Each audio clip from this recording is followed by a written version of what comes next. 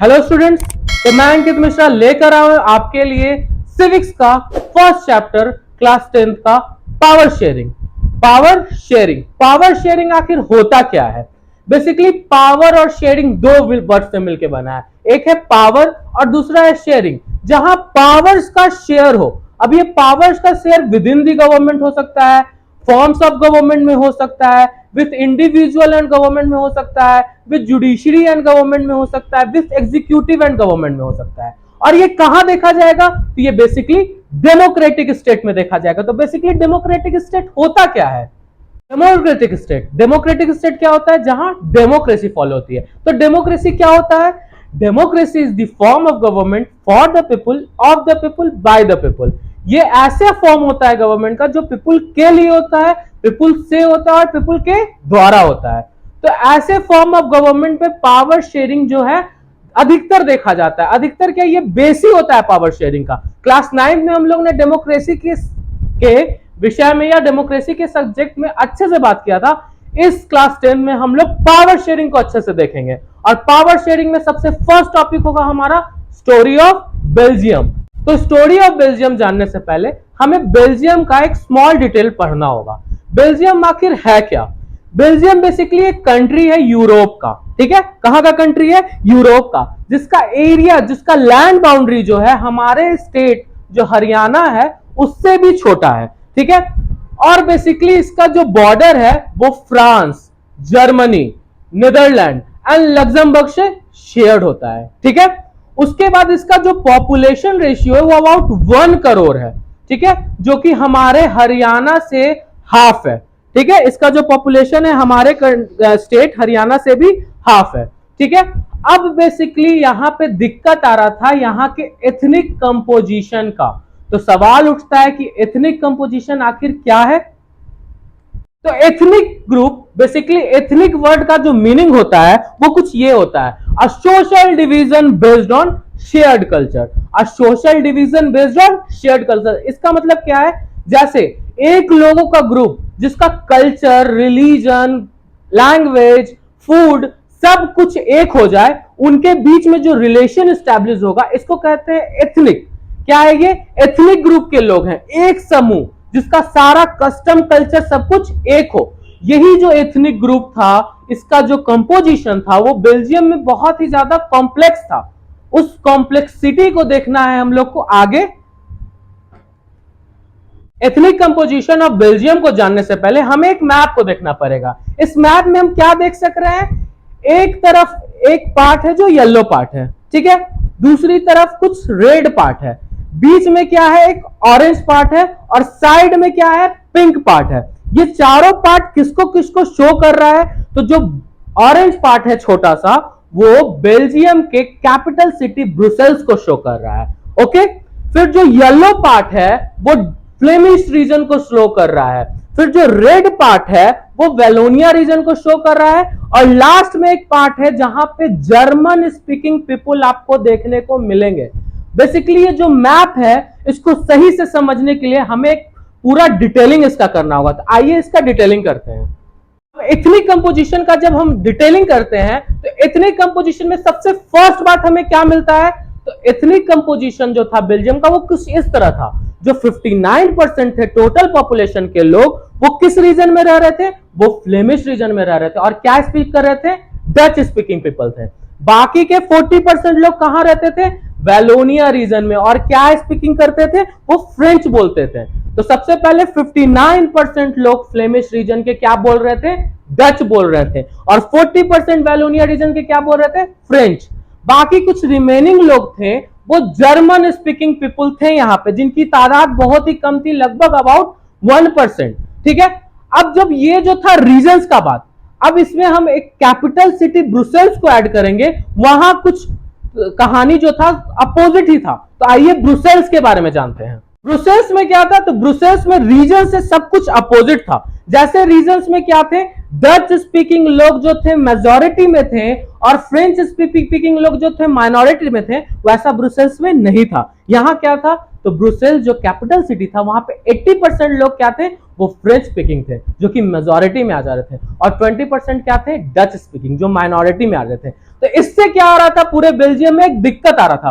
वो दिक्कत क्या आ रहा था, क्योंकि डच स्पीकिंग मेजॉरिटी में थे और फ्रेंच स्पीकिंग माइनॉरिटी में थे, इससे एक बहुत बड़ा दिक्कत क्रिएट हो गया। ये दिक्कत क्या था, जो फ्रेंच स्पीकिंग पीपल थे वो बहुत ही रिच एंड पावरफुल थे, जिसके कारण उनको क्या होता था, माइनॉरिटी रहने के कारण भी उनको एजुकेशन, हेल्थ और जितने भी फैसिलिटीज थी देश में वो सब उनको इजीली अवेलेबल हो जाता था। बट डच स्पीकिंग को ये सब अवेलेबल करने में बहुत ही दिक्कत आ रहा था, जिसके कारण क्या आ रहा था, बेल्जियम में एक टेंशन का माहौल क्रिएट हो रहा था। ठीक है, तो ये जो दिक्कत, ये जो टेंशन क्रिएट हो रहा था बेल्जियम में, इसी को समाप्त करने के लिए बेल्जियम के जो लीडर्स थे उन्होंने कदम उठाया। और उन्होंने क्या किया, 1970 से लेके 1993 तक कॉन्स्टिट्यूशन में कुछ अमेंडमेंट्स किए, और इसी अमेंडमेंट्स को करने के बाद एक टॉपिक हमको निकल के आया जिसका नाम था एकोमोडेशन इन बेल्जियम। ये क्या था, तो जो भी कॉन्स्टिट्यूशन में अमेंडमेंट किया गया जिससे कि ये जो टेंशन भरा माहौल था ये समाप्त हुआ, इसी को क्या कहते थे, एकोमोडेशन इन बेल्जियम। ये एकोमोडेशन जो है इसके बारे में हम लोग अब डिटेलिंग में देखेंगे। सबसे फर्स्ट एकोमोडेशन क्या था, तो सबसे फर्स्ट एकोमोडेशन था कि कॉन्स्टिट्यूशन जो था वो ये प्रिस्क्राइब कर दिया कि जो नंबर ऑफ डच स्पीकिंग और नंबर ऑफ फ्रेंच स्पीकिंग जो है सेंट्रल गवर्नमेंट में होंगे वो इक्वल इन नंबर होंगे। ठीक है, जो number of Dutch speaking people होंगे और जो number of French speaking people होंगे वो क्या होंगे, इक्वल होंगे नंबर्स में। ठीक है, सेकंड क्या था, बहुत सारा जो था सेंट्रल गवर्नमेंट के पास पावर था, वो पावर क्या किया गया, सेंट्रल गवर्नमेंट से लेके स्टेट गवर्नमेंट को दे दिया गया।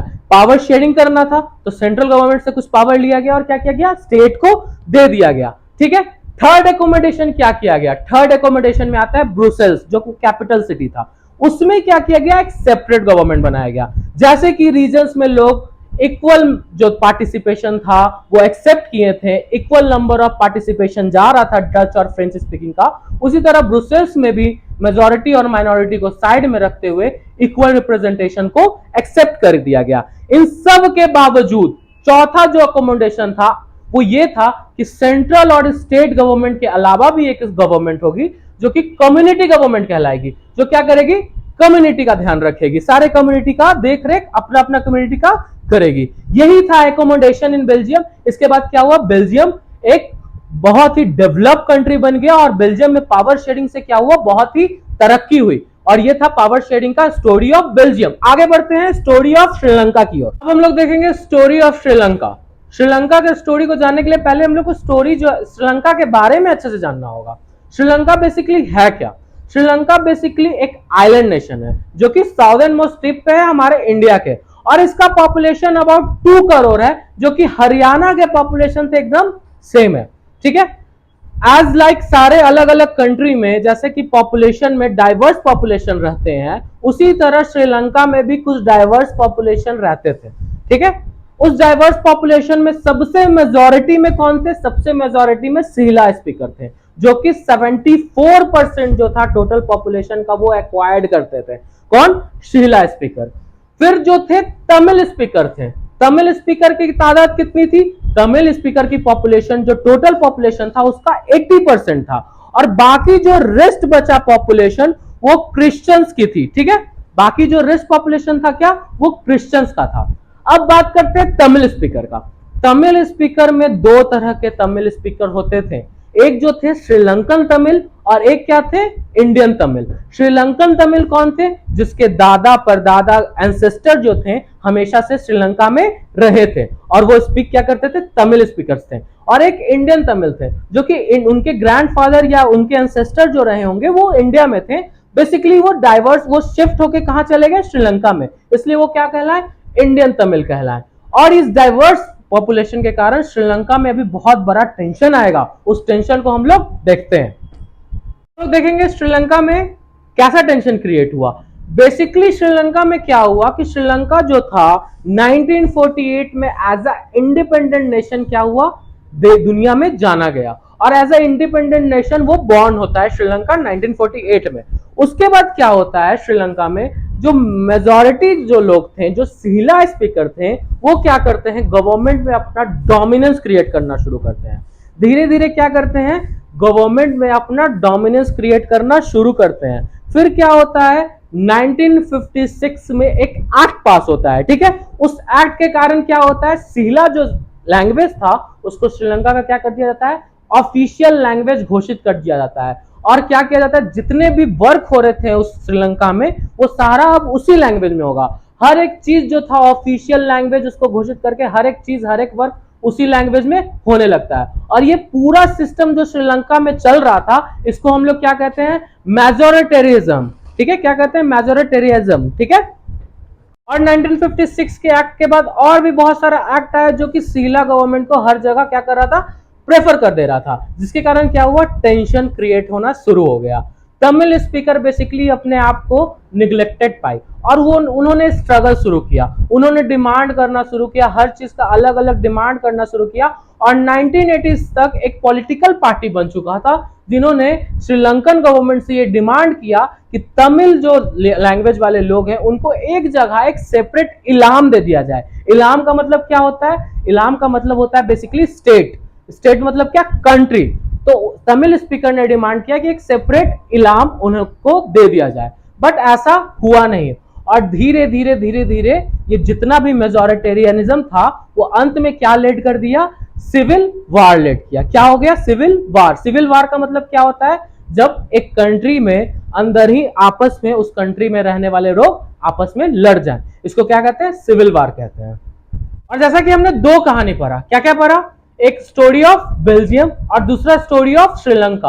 और इस दोनों कहानी को पढ़ के हमें क्या पता चला, एक जो बेल्जियम कंट्री है यहां क्या हो रहा है, पावर शेयरिंग हो रहा है, और पावर शेयरिंग होने के बाद क्या हो जा रहा है, ये बेल्जियम डेवलप हो जा रहा है। और एक दूसरा कहानी पढ़ा मैंने जिसमें क्या देखा हम लोगों ने, श्रीलंका का स्टोरी। श्रीलंका में क्या हुआ, श्रीलंका में पावर शेयरिंग नहीं हुई, और पावर शेयरिंग नहीं होने के कारण क्या हुआ, वहां पे टेंशन क्रिएट हुआ और माहौल बहुत ही ज्यादा हॉस्टाइल हो गया।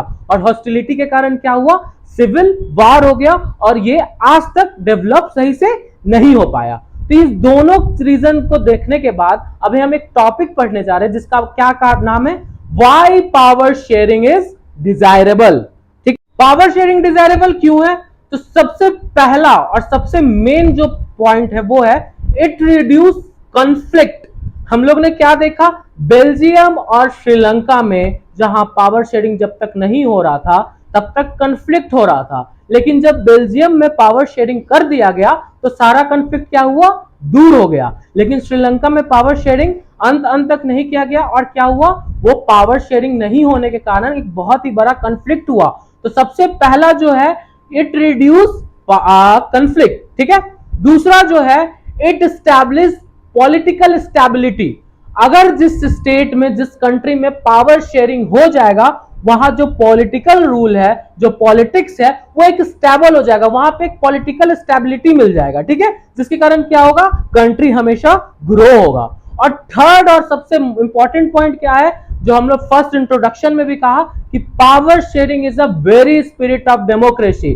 विदाउट पावर शेयरिंग डेमोक्रेसी का कोई लेना देना ही नहीं रह जाएगा। डेमोक्रेसी है इसका मतलब क्या होना चाहिए, पावर शेयरिंग होना चाहिए, ठीक है। तो पावर शेयरिंग ऑफ डिजायरेबल समाप्त होता है। आगे हम लोग बढ़ते हैं और देखते हैं फॉर्म्स ऑफ पावर शेयरिंग। तो देखेंगे forms of power sharing. Power sharing basically किसी स्टेट किसी कंट्री में कैसे होता है, तो सबसे फर्स्ट जो है पावर शेयरिंग जो होता है, power is shared among different organs of government. तो भाई ये ऑर्गन्स ऑफ गवर्नमेंट क्या होता है, तो ऑर्गन्स ऑफ गवर्नमेंट तीन होता है, एक होती है जुडिशरी, एक होती है लेजिस्लेटिव, एक होता है एग्जीक्यूटिव। तो इन तीनों ऑर्गन ऑफ गवर्नमेंट में इक्वली पावर शेयर होना, कोई भी ना ज्यादा ऊपर रहे कोई भी ना ज्यादा नीचे रहे, और एकदम बैलेंस में रहे, और कोई भी एक दूसरे को इंटरप्ट नहीं कर पाए, ये एक पावर शेयरिंग का फॉर्म होता है, जिसको दूसरे नाम से हम लोग क्या बोलते हैं, check and balance power sharing. मतलब क्या, ये तीनों एक दूसरे को चेक भी करेगा और ये तीनों क्या है, एक बैलेंस में रहेगा, कोई भी ना ऊपर होगा कोई भी ना नीचे होगा। तो ये क्या है, सबसे फर्स्ट फॉर्म है पावर शेयरिंग का। फिर क्या होता है, power can be shared among different levels of government. Power कैसे शेयर होता है, डिफरेंट लेवल ऑफ गवर्नमेंट। जैसे कि हम अपने इंडिया का एग्जांपल लेते हैं, इंडिया में कितना लेवल है गवर्नमेंट का, तो सबसे टॉप मोस्ट लेयर है गवर्नमेंट का क्या, सेंट्रल गवर्नमेंट। फिर क्या है स्टेट गवर्नमेंट, फिर क्या है लोकल गवर्नमेंट। तो इस तीन अलग अलग लेवल ऑफ गवर्नमेंट में क्या हो रहा है, पावर शेयर हो रहा है, जिसके कारण क्या हो रहा है, कंट्री की स्टेबिलिटी अच्छे से देखी जा सकती है। तो दूसरा क्या है, power can be shared among different levels of government. अब तीसरा क्या है पावर शेयरिंग का फॉर्म, तो पावर जो है डिफरेंट सोशल ग्रुप में भी शेयर होता है। और चौथा क्या है पावर शेयरिंग का form, power can be shared upon different political party, pressure group and movement. तो ये था पूरा chapter power sharing. Thank you.